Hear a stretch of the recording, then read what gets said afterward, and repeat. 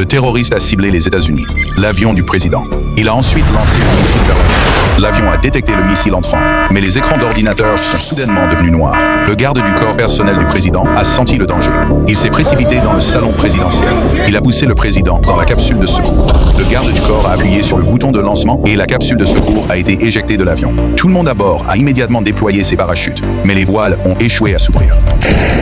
Ce garde était en fait une taupe terroriste. Il a ensuite sauté lui-même de l'avion. Simultanément, d'innombrables missiles l'ont dépassé, frappant l'avion caché dans les nuages. Pendant ce temps, le président était piégé à l'intérieur de la capsule de secours. Un garçon chassant dans la jungle a découvert la capsule.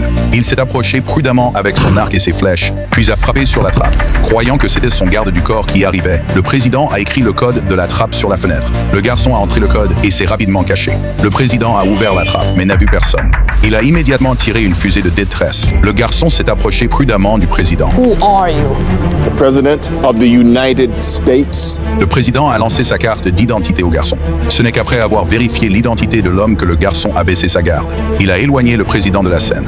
Peu après, le garde du corps est arrivé avec des terroristes à sa suite. Le président avait déjà disparu sans laisser de traces. Le garçon conduisait le président en bas de la montagne. En chemin, le président a découvert les cadavres du personnel de sécurité. Leurs sacs de parachute avaient été délibérément sabotés. Le président a réalisé qu'il y avait un traître dans leur rang. À ce moment-là, le garde du corps les a rejoints. Voyant cela, le président a compris que l'évasion était impossible. Il a remis son badge au garçon et lui a ordonné de partir en premier. Mais le garde du corps se rapprochait déjà. Le président a brandi sa mitraillette pour éloigner l'homme. Je l'ai fait. Le garde du corps a arraché l'arme avec un regard de dégoût. Peu après, le garde du corps a appelé un hélicoptère. Ils ont chargé le président dans un compartiment réfrigéré. Le garçon n'est pas parti. Il avait l'intention de sauver le président.